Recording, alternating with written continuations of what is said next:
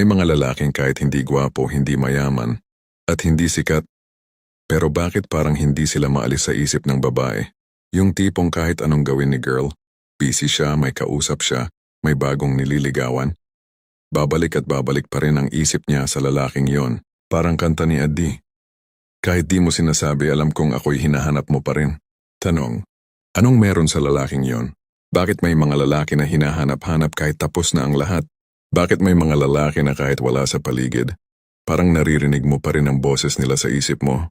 Yan ang pag-uusapan natin ngayon. Ito ang tempo na ugali ng lalaki na hinahanap-hanap ng babae. Bago natin simulan, nais kong magpasalamat sa mga loyal kong subscribers sa patuloy na pagsuporta sa aking channel. Kayo ang inspirasyon ko sa paggawa ng mga bagong content. Kung bago ka sa channel ko, comment mo na kung taga saan ka. Sa panahon ngayon ng fast love, fast break, fast move on, marami na sa atin ang natutong magmahal ng mabilis. Pero nakakalimot din ng mabilis. Ang problema, karamihan sa mga lalaki gusto lang nilang mapansin sa simula.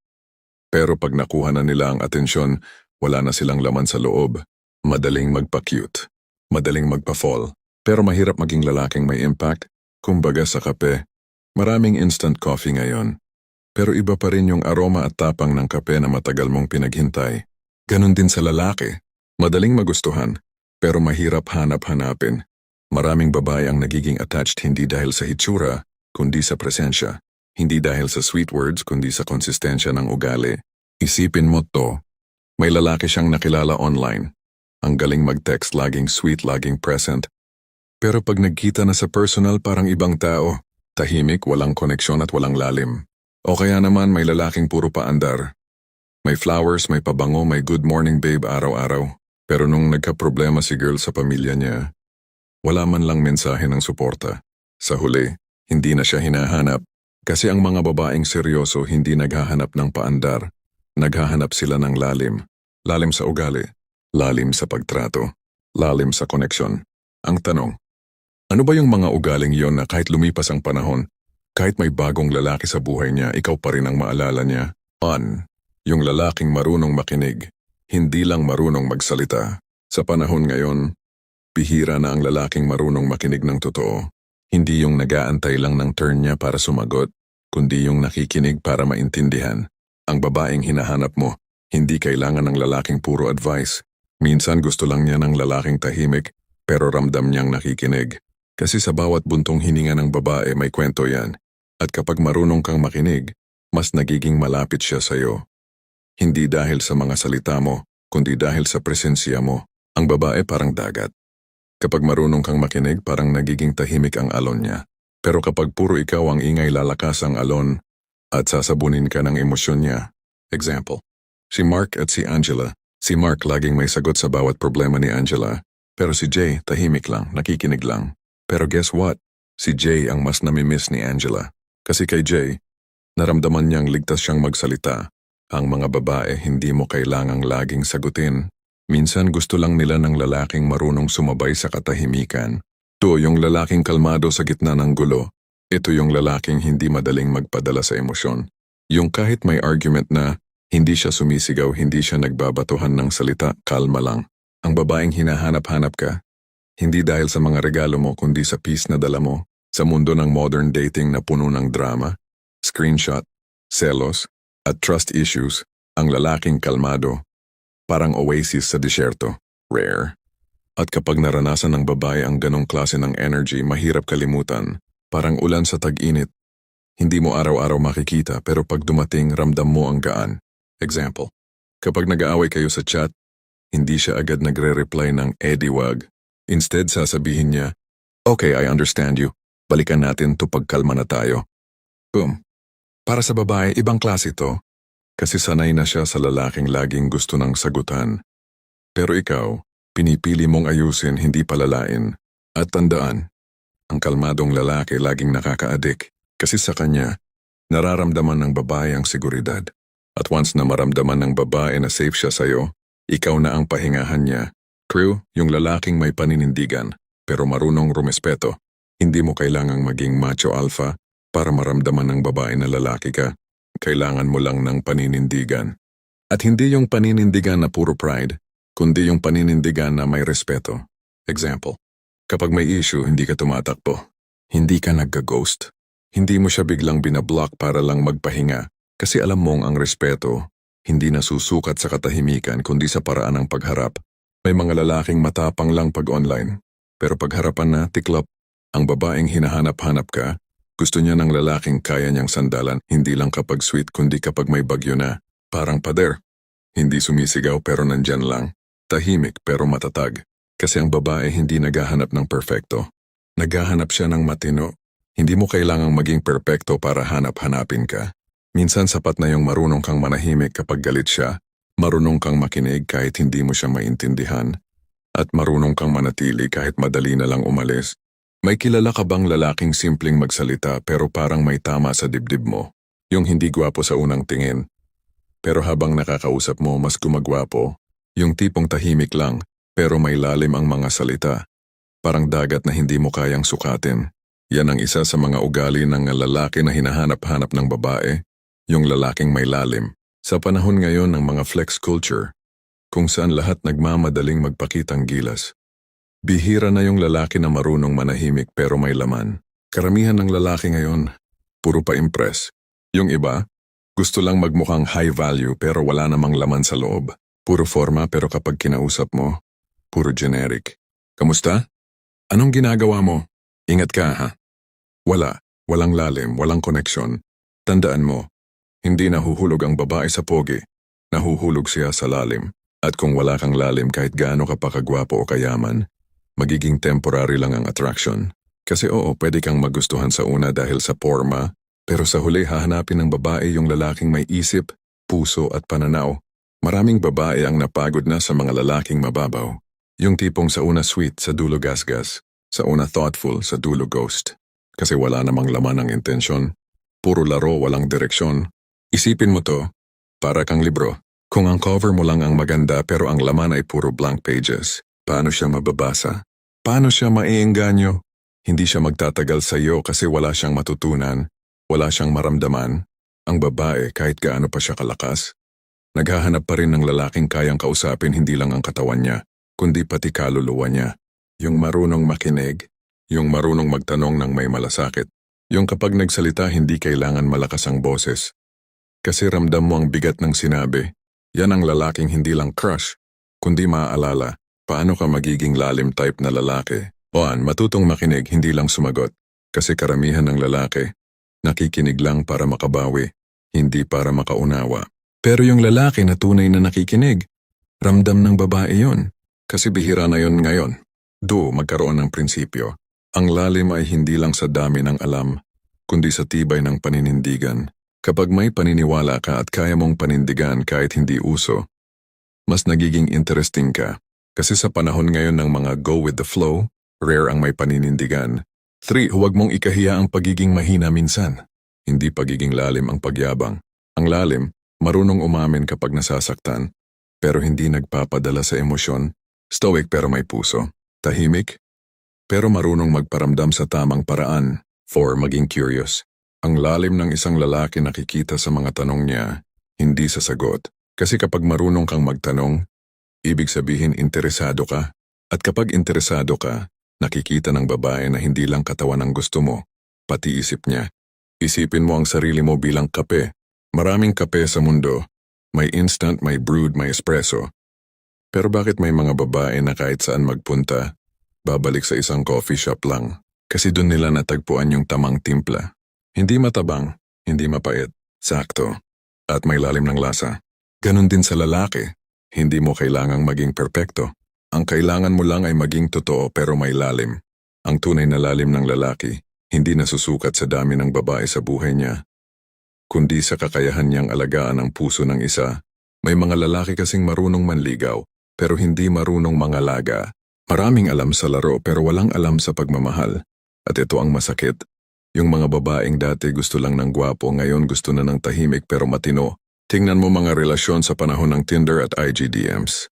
Madaling magsimula, isang hey lang may spark na. Pero pagdating sa lalim ng usapan, biglang nawawala. Kasi karamihan ng lalaki, hindi sanay magbukas ng totoong pag-uusap. Ang babae ngayon sawa na sa good morning text. Ang gusto niya, lalaking kaya niyang kausapin kahit 2:00 ng gabi tungkol sa buhay, sa pangarap, sa takot, sa trauma. Yung lalaking hindi natatakot sa emotional depth kasi alam niyang doon nabubuo ang tunay na connection.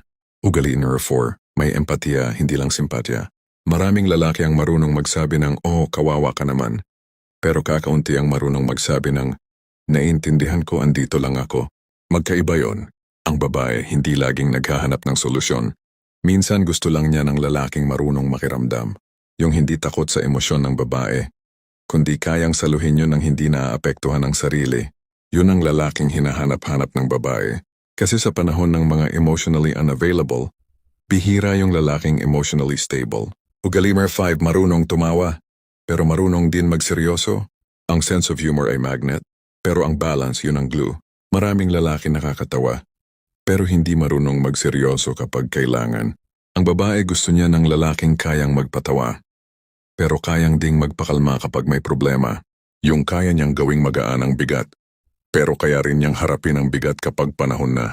Isipin mo, kung ang relasyon ay biyahe, ang babae gusto ng driver na marunong magpatawa sa daan, pero kapag may lubak, kaya pa rin kontrolin ang manibela. Ugali number 6, may direksyon sa buhay. Alam mo kung bakit gustong-gusto ng babae yung lalaking may ambisyon? Kasi nakaka-turn on ang purpose. Kahit hindi ka pa mayaman, kahit simpleng trabaho lang, basta may disiplina, may plano at may pangarap, nagiging ibang level ang aura mo. Ang lalaki na walang direksyon ay parang jeep na paikot-ikot lang sa kanto. Pero ang may goal, kahit tahimik, nakakamagnet ng respeto. Kasi ramdam ng babae na hindi siya magiging sentro ng buhay mo.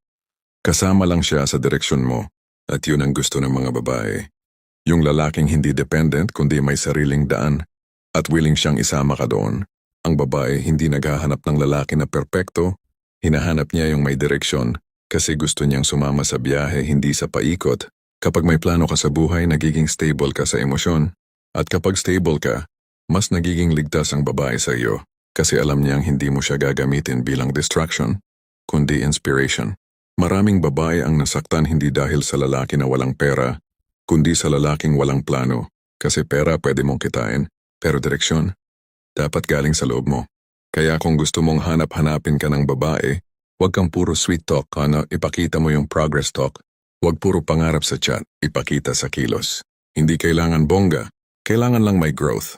Napansin mo ba bro na sa panahon ngayon, ang pinaka nakaka-addict sa isang lalaki ay hindi na ang ABS, hindi na ang kotse, kundi yung kalma.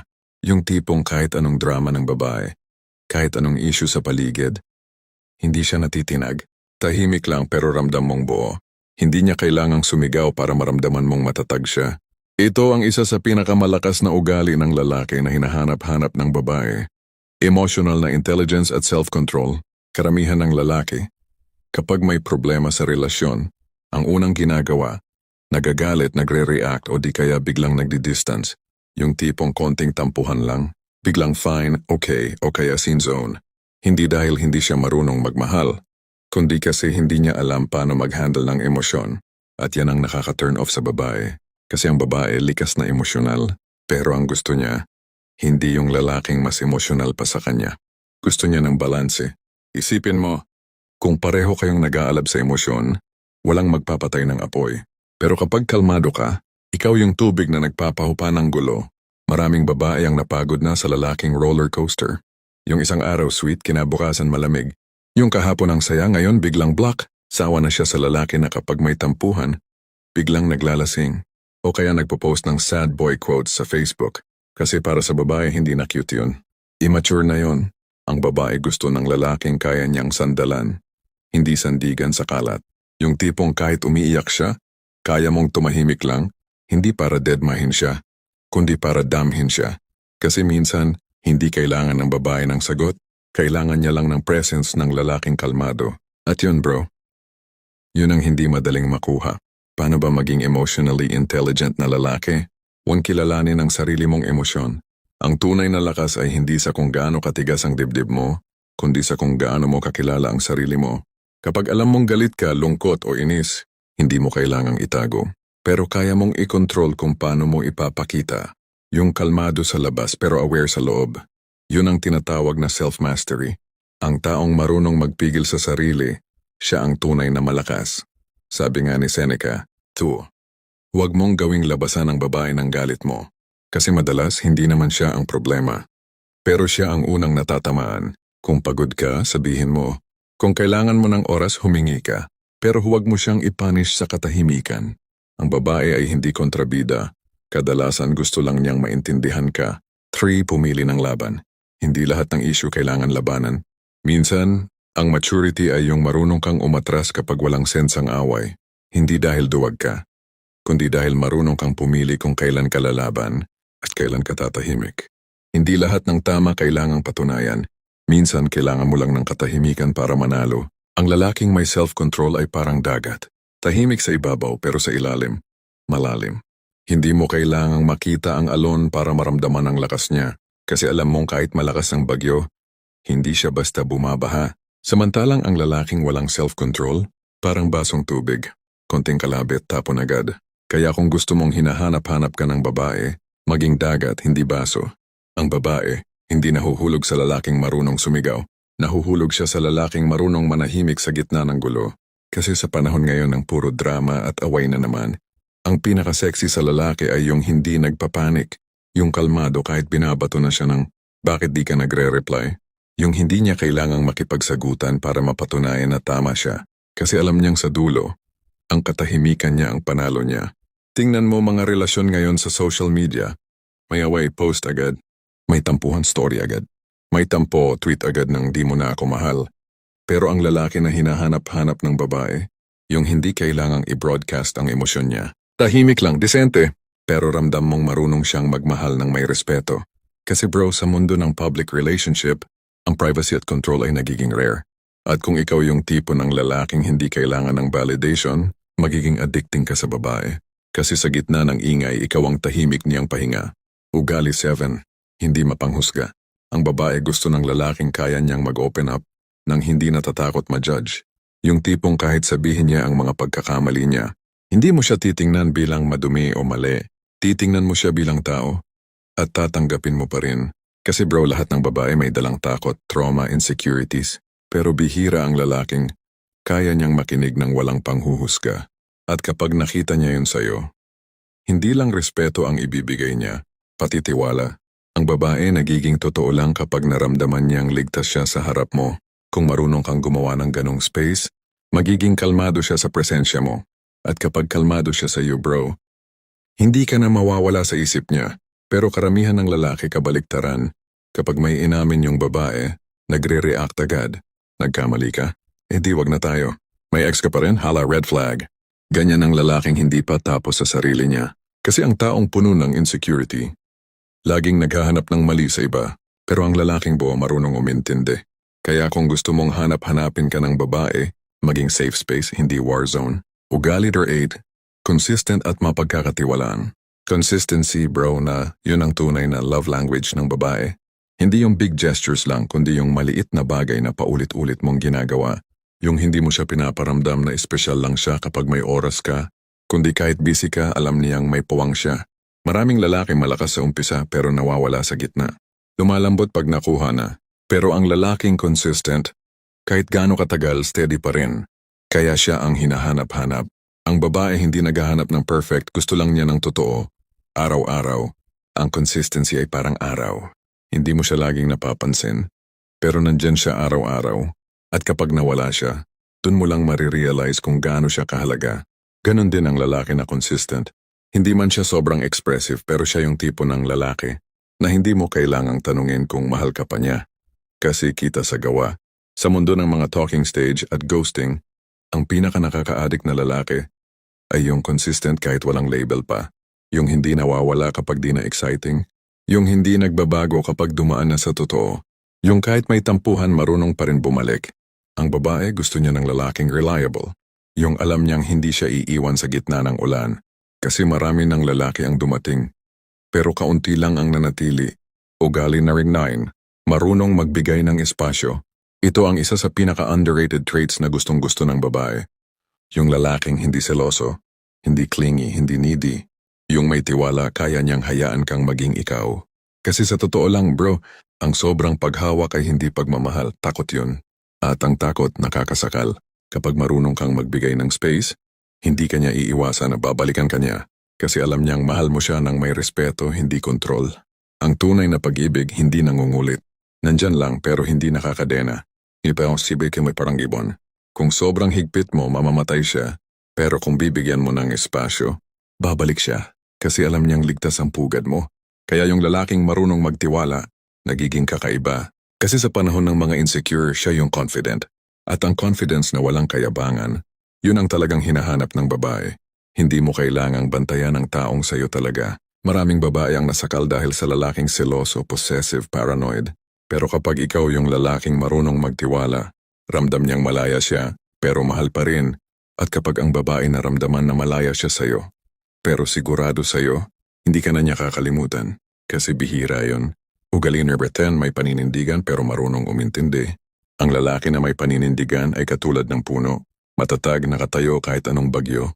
Pero kapag marunong din siyang umintindi, nagiging lilim siya. Hindi lang proteksyon kundi pahinga. Maraming lalaki matigas pero walang puso. Marami ring mabait pero walang direksyon. Pero yung lalaking may balanse ng tibay at lambing, yun ang hindi makakalimutan. Ang babae nahuhulog hindi sa matigas, kundi sa lalaking marunong maging matatag ng may puso.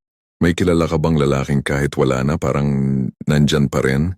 Yung kahit ilang taon na ang lumipas, bigla na lang siyang maaalala ng babae.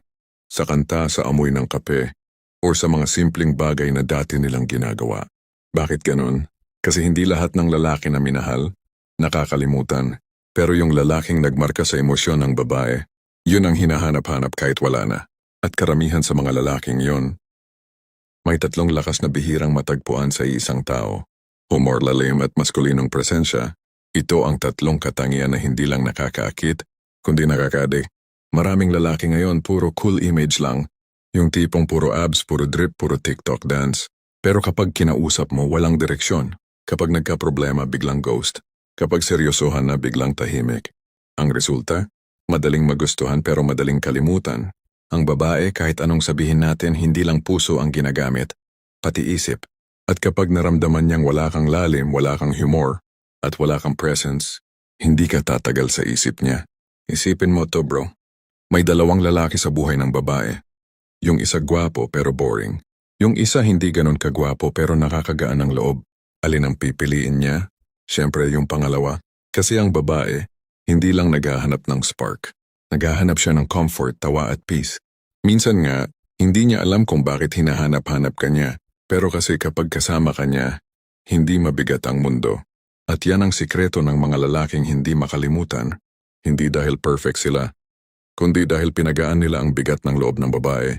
Ngayon pag-usapan natin ang tatlong lakas na yan. At paano mo magagamit para maging lalaking hindi lang gusto, kundi hahanapin. Hindi lahat ng nakakatawa kakit-akit, pero ang lalaking marunong magpatawa ng may respeto, ibang klase yon. Ang humor ay hindi lang tungkol sa punchline. Ito ay kakayahang gawing magaan ang bigat, lalo na kapag down ang babae. Tapos ikaw yung tipo ng lalaking marunong magpatawa nang hindi binabaliwala ang emosyon niya. Doon siya mahuhulog, ang tawa panandalian. Pero yung taong kayang patawanin ka sa panahon ng luha, siya ang hindi mo malilimutan. Ang lalaking may humor ay parang ulan sa tag-init. Hindi mo siya inaasahan, pero pag dumating siya, lahat biglang gumagaan. Hindi mo kailangang maging komedyante, ang kailangan mo lang marunong kang magbiro ng may lambing. Hindi para ipahiya, kundi para iparamdam na ligtas siya sa'yo. Kasi tandaan mo bro, ang babae ay hindi lang nahuhulog sa mga salitang malalalim, nahuhulog din siya sa tawang totoo. Tingnan mo mga babae sa social media, kahit sobrang dami ng pogi, bakit mas natatawa sila sa lalaking witty sa comment section? Yung hindi cringy, hindi pilit, yung chill, confident at may sense of playfulness. Kasi ang humor ay tanda ng confidence at presence of mind. Ibig sabihin marunong kang magbasa ng mood at kaya mong i-adjust ang sarili mo nang hindi nagmamadali. Yan ang nakakaade. Kanina napag-usapan natin ang tungkol sa lalim, pero dito mas malalim pa. Kasi ang lalim ng lalaki, hindi lang nakikita sa usapan, nakikita rin sa pamumuhay. Ang lalaking may lalim, marunong mag-reflect. Hindi siya nagmamadaling mag-react. Alam niya kung kailan siya dapat magsalita at kailan dapat manahimik. Alam niya kung kailan siya dapat lumaban at kailan dapat magparaya kasi hindi na siya nagpapatali sa ego. Pinipili niya ang kapayapaan kaysa sa pride. Ang lalaking may lalim, hindi mo kailangang pilitin. Ramdam mo agad sa kilos niya. Sa paraan ng paghawak niya sa kamay mo, sa paraan ng pagrespeto niya, kahit di mo siya kasundo. Maraming lalaki marunong umibig, pero iilan lang ang marunong umintindi. At kapag nakita ng babae ang lalim mo, hindi na siya tatakbo kasi alam niyang kahit magulo ang mundo, may isang taong kalmado sa gitna ng bagyo. Ang lalim ng lalaki ay parang ilog. Hindi mo kailangang sumisid para maramdaman. Tahimik lang siyang dumadaloy, pero binubuhay niya lahat ng nadadaanan niya. Ganon din ang lalaki na may direksyon at intensyon. Hindi kailangan mag-ingay. Kasi ang mga tunay na lalaki ginagawa lang, hindi pinopost. Sa panahon ng flex culture, kung saan lahat gustong magmukhang alpha, ang pinaka nakakaakit ay yung lalaking hindi kailangang ipakita na alpha siya.